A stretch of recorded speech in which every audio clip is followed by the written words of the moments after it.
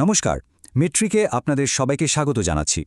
আজ আমরা দেখে নেব ১লা এপ্রিল ২০২৬-এর সেরা ১০টা কারেন্ট অ্যাফেয়ার্স। এই প্রশ্নগুলো কিন্তু রেলওয়ে, ডব্লিউবিসিএস আর এসএসসির মতো পরীক্ষার জন্য ভীষণই গুরুত্বপূর্ণ। তো চলুন আর দেরি না করে আজকের এই চ্যালেঞ্জটা শুরু করা যাক। আজকের এই সেশনটা কিন্তু একটু অন্যরকম হতে চলেছে। এটা হবে একটা ইন্টারঅ্যাক্টিভ চ্যালেঞ্জ। আমি আপনাদের সামনে 10টা প্রশ্ন রাখব আর একদম শেষে আমরা একটা র্যাপিড ফায়ার রাউন্ডের সব কিছু চটজলদি ঝালিয়ে নেব। তো দেখা যাক কে কটা সঠিক উত্তর দিতে পারেন। চলুন শুরু করা যাক। তো আমাদের প্রথম প্রশ্ন, ১লা এপ্রিল ২০২৬ কোন বিখ্যাত সরকারি প্রতিষ্ঠান তাদের ৯১তম প্রতিষ্ঠা দিবস পালন করছে? অপশনগুলো হলো এসবিআই, আরবিআই, এলআইসি নাকি সেবি। আপনার উত্তরটা ভাবার জন্য সময় শুরু হচ্ছে এখন। যারা আরবিআই মানে ভারতীয় রিজার্ভ ব্যাংক ভেবেছেন, একদম সঠিক উত্তর। এর পেছনের গল্পটাও কিন্তু বেশ ইন্টারেস্টিং। হিল্টন ইয়াং কমিশনের সুপারিশে ঠিক এই দিনে ১৯৩৫ সালে আরবিআই প্রতিষ্ঠিত হয়েছিল। ভারতের অর্থনীতিকে স্থিতিশীল রাখতে এর ভূমিকা যে কি অসম্ভব তা তো আমরা সবাই জানি। চলে আসছে আমাদের দ্বিতীয় প্রশ্নে। আচ্ছা, ভারতের কোন রাজ্য ১লা এপ্রিল থেকে জিরো ইলেকট্রিসিটি বিল স্কিম চালু করে একটা ইতিহাস তৈরি করেছে? অপশনগুলো হলো পাঞ্জাব, হিমাচল প্রদেশ, দিল্লি নাকি তামিলনাড়ু। ভাবার জন্য কয়েকটা মুহূর্তের সময় নিন। আর সঠিক উত্তরটা হলো বি, হিমাচল প্রদেশ। সেখানকার রাজ্য সরকার নির্দিষ্ট ইউনিট পর্যন্ত বাড়ির বিদ্যুতের বিল পুরোপুরি মকুব করার একটা ঐতিহাসিক সিদ্ধান্ত নিয়েছে। এটা যে সাধারণ মানুষের জন্য কত বড় একটা স্বস্তির খবর তা বলাই বাহুল্য। ৩ নম্বর প্রশ্নে আসা যাক। আমরা অনেকেই জানি যে ১লা এপ্রিল উৎকল দিবস বা ওড়িশা দিবস পালন করা হয়, কিন্তু বলতে পারবেন ওড়িশা রাজ্যটা ঠিক কত সালে তৈরি হয়েছিল? অপশনগুলো একবার ভালো করে দেখে নিন। সময় শুরু হলো। যারা ১৯৩৬ সাল ভেবেছিলেন তারা একদম ঠিক। আর এর গুরুত্বটা কোথায় জানেন? ওড়িশা ছিল ভাষার ভিত্তিতে তৈরি হওয়া ভারতের প্রথম রাজ্য, যা কিনা তখনকার বিহার ও ওড়িশা প্রদেশ থেকে আলাদা হয়ে তৈরি হয়েছিল। ভারতের ইতিহাসে এটা একটা অত্যন্ত গুরুত্বপূর্ণ ঘটনা।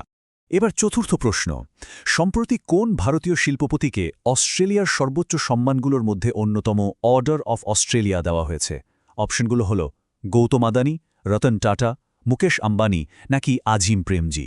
সঠিক উত্তর হল সি, মুকেশ আম্বানি।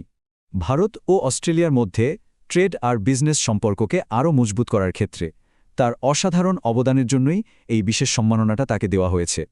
৫ নম্বর প্রশ্ন, যেটা সরাসরি আসছে অর্থনীতির জগৎ থেকে। নতুন ফিনান্সিয়াল ইয়ারের একেবারে প্রথম দিনে ভারতের জিএসটি কালেকশনে কত বড় একটা লাফ দেখা গেছে?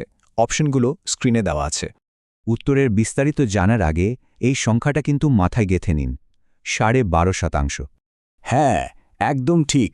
সঠিক উত্তর হল বি, ১২.৫%। কেন্দ্রীয় সরকারের রিপোর্ট অনুযায়ী এর পেছনের মূল কারণটা কি?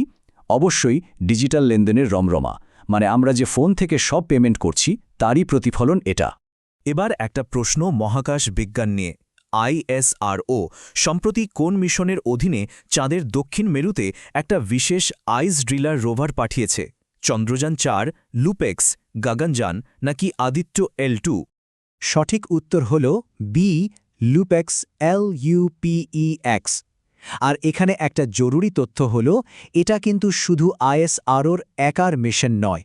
এটি ভারতের আইএসআরও আর জাপানের মহাকাশ গবেষণা সংস্থা জ্যাক্সার একটা জয়েন্ট মিশন, যার মূল উদ্দেশ্য হল চাঁদে জলের সন্ধান করা।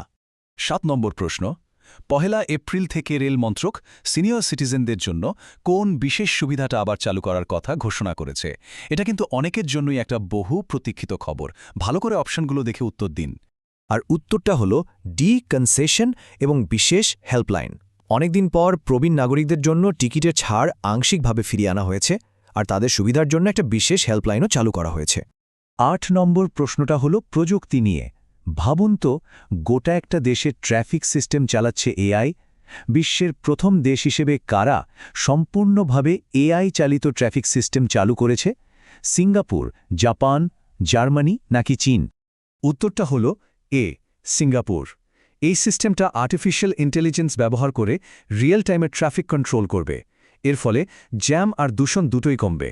সিঙ্গাপুর দেখিয়ে দিল যে ভবিষ্যতের শহরগুলো ঠিক কেমন হতে চলেছে। দারুণ ব্যাপার, তাই না? চলুন এবার ফেরা যাক আমাদের নিজেদের রাজ্যে। পশ্চিমবঙ্গের কোন পণ্যটি সম্প্রতি জিআই ট্যাগ অর্থাৎ জিওগ্রাফিক্যাল ইন্ডিকেশন ট্যাগ পেয়েছে? মানে এই পণ্যটা যে ওখানকারই আসল জিনিস তার একটা সরকারি স্বীকৃতি। অপশনগুলো ভালো করে দেখুন। আর সঠিক উত্তরটি হল সি, সুন্দরবনের লবণাক্ত মধু।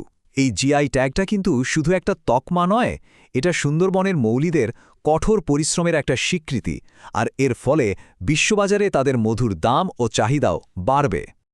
আমরা চলে এসেছি আমাদের আজকের শেষ প্রশ্নে, খেলাধুলার জগৎ থেকে। 2026 সালের মায়ামি ওপেন টেনিস টুর্নামেন্টে পুরুষদের সিঙ্গলস খেতাব কে জিতেছেন? সময় শুরু হলো এখন।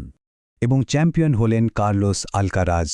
ফাইনালে একেবারে যাকে বলে কোর্ট কাঁপিয়ে দিয়েছেন তিনি, আর এই মরশুমের অন্যতম বড় খেতাবটা নিজের নামে করে নিয়েছেন। দারুণ! এই ছিল আমাদের আজকের 10টা প্রশ্ন। চলুন এবার একটা র্যাপিড ফায়ার রিভিশন হয়ে যাক, যাতে সবকিছু ভালো করে মাথায় থেকে যায়। তাহলে চলুন আজকের উত্তরগুলো একবার দেখে নিই। প্রথম প্রশ্নের উত্তর আরবিআই, তারপর হিমাচল প্রদেশ। ওড়িশা গঠিত হয় 1936 সালে। অর্ডার অফ অস্ট্রেলিয়া পেয়েছেন মুকেশ আম্বানি। জিএসটি বৃদ্ধি হয়েছে 12.5%। ইসরোর মিশনটি হল লুপেক্স। রেলে ফিরে এসেছে কনসেশন ও হেল্পলাইন। এআই ট্রাফিক সিস্টেম চালু করেছে সিঙ্গাপুর। জিআই ট্যাগ পেয়েছে সুন্দরবনের লবণাক্ত মধু। আর Miami Open champion Carlos Alcaraz. আজকের এই পুরো আলোচনার পিডিএফ ফাইলটা আপনারা আমাদের টেলিগ্রাম চ্যানেল ম্যাকট্রিক থেকে ডাউনলোড করে নিতে পারবেন।